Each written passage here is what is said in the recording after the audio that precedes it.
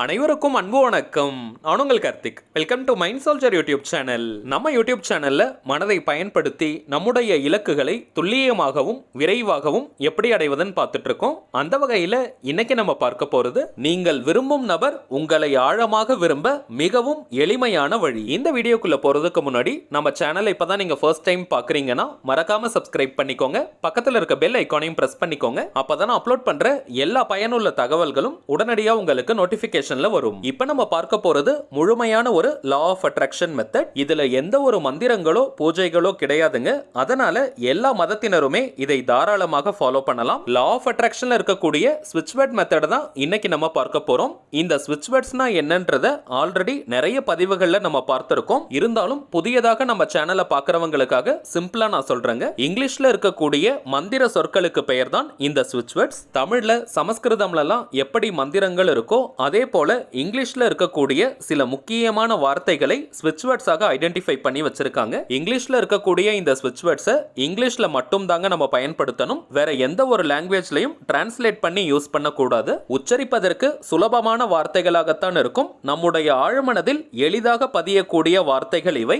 எந்த ஒரு விஷயமோ அல்லது கருத்தோ நம்முடைய ஆழ்மனதில் பதிந்து விட்டால் அது நம் வாழ்க்கையின் நிஜங்களாக மாறும். அதை யார் நினைச்சாலுமே தடுத்து நிறுத்த முடியாது. வாழ்க்கையின் எல்லா விதமான தேவைகளுக்குமே தனித்தனியா ஸ்விட்ச் வேர்ட்ஸ் இருக்குங்க.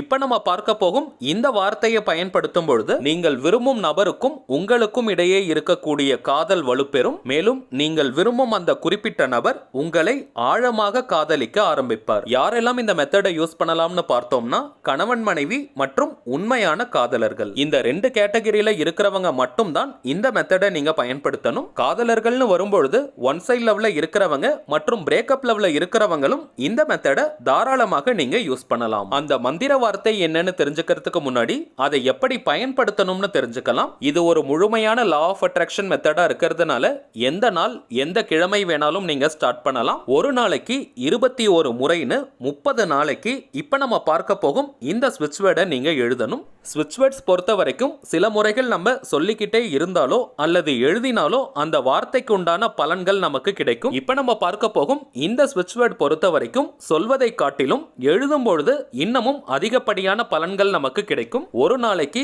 21 டைம்ஸ்னு 21 முறைன்னு 30 நாளைக்கு ஒரு மாதத்திற்கு எந்த ஒரு இடைவெளியும் எடுக்காம கண்டினியூஸா நீங்க எழுதணும். தவிர்க்க முடியாத காரணங்களால நடுவுல ஒரு நாள் அல்லது 2 நாள் நீங்க பிரேக் எடுத்துட்டீங்கன்னா அது பிரச்சனை கிடையாதுங்க. ஆனால் 30 டேஸ் நீங்க கம்ப்ளீட் பண்ற மாதிரி பார்த்துக்கோங்க. பட் லாங் பிரேக் எதுவுமே எடுக்க கூடாதுங்க. அப்படி நீங்க பெரிய பிரேக் ஏதாவது எடுத்துட்டீங்கன்னா இந்த மெத்தடை திரும்பவும் நீங்க ஃபர்ஸ்ட்ல இருந்து ஸ்டார்ட் பண்ணணும். பிரேக் எடுக்காம இந்த மெத்தடை யூஸ் பண்ணும் பொழுதுதான் அதற்கான முழு பலன்களும் நமக்கு கிடைக்கும். ஃப்ரெஷ்ஷா ஒரு நோட் புக் வாங்கிக்கோங்க. பேப்பர்ல எழுதாதீங்க. ஏன்னா 30 நாளைக்கு நம்ம எழுத போறதுனால பேப்பர் யூஸ் பண்ண வேண்டாம். முடிந்தவரை ஒரு அன்ரோல்டு நோட் புக்கை வாங்கிக்கோங்க. கோடு போடாத நோட் புக்ல எழுதும் பொழுது ஒரு நல்ல ஃப்ரெஷ்னஸ் மற்றும் எனர்ஜி நமக்கு கிடைக்கும். ரொம்பவுமே பழைய நோட் புக் அல்லது கிழிந்த நோட் புக்ல எல்லாம் எழுதாதீங்க. கொஞ்சம் ஃப்ரெஷ்ஷா இருக்கிற மாதிரியான புது நோட் புக்கா பார்த்து எழுதுங்க. எழுதுறதுக்கு கிரீன் கலர் அல்லது ப்ளூ கலர் பென் மட்டும் தாங்க நீங்க யூஸ் பண்ணணும். வேற கலர்ல எழுதக்கூடாது. கிரீன் கலர் அல்லது ப்ளூ கலர்ல இருக்கக்கூடிய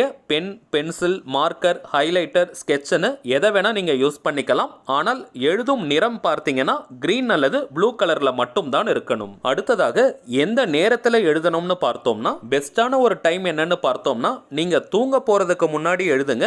அல்லது தூங்கி எழுந்தவுடன் இருக்கக்கூடிய அந்த சில நிமிடங்கள் முக்கியமானது. நம்முடைய ஆழ்மனம் விழிப்பு நிலையில இருக்கும். தூக்கம் முழுவதுமாக களைவதற்குள் 21 முறை இப்ப நம்ம பார்க்க போகும் இந்த மந்திர வார்த்தையை நீங்க எழுதணும். இப்ப நம்ம பார்த்த இந்த 2 நேரங்களுமே பெஸ்டான டைமிங்ஸ். இந்த நேரத்தை பயன்படுத்திக்க முடியாதவங்க எந்த நேரத்துல நீங்க ரொம்பவுமே ரிலாக்ஸ்டா அமைதியா ஃப்ரீயா இருப்பீங்களோ அந்த நேரத்துல எழுதலாம். இந்த ஸ்விட்ச் வேர்ட் நீங்க எழுதுறப்போ உங்களை யாரும் தொந்தரவு செய்யாமல் நீங்க பார்த்துக்கணும். முடிந்தவரை தனிமையில் இருக்கக்கூடிய இடமாக பார்த்து உட்கார்ந்து எழுதுங்க.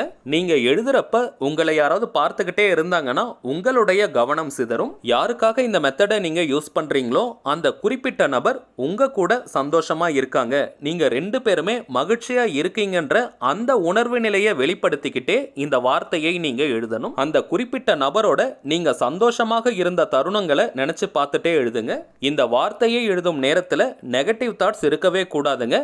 நெகட்டிவ் தாட்ஸ்னு நம்ம சொல்றது பயம், சந்தேகம், வெறுப்பு, கோபம், ஈகோ, பொசசிவ்னஸ்னு இது போன்ற எந்த விதமான எண்ணங்களும் இருக்கக்கூடாது. நம்பிக்கை, தைரியம் மற்றும் சந்தோஷமான மனநிலை, இந்த உணர்வுகளோட தாங்க இப்ப நம்ம பார்க்க போகும் இந்த வார்த்தையை நீங்க எழுதணும். எந்த அளவிற்கு நீங்க சந்தோஷமா ஃபீல் பண்ணிக்கிட்டே இந்த வார்த்தையை எழுதுறீங்களோ அந்த அளவிற்கு வேகமா உங்களுக்கு ரிசல்ட் கிடைக்கும். எண்ணங்களை காட்டிலும் உணர்வுகளுக்கு தாங்க அதிகமான சக்திகள் இருக்கு. நம்முடைய உணர்வுகள் தான் இந்த பிரபஞ்சத்துடன் பேசுகின்ற மொழி.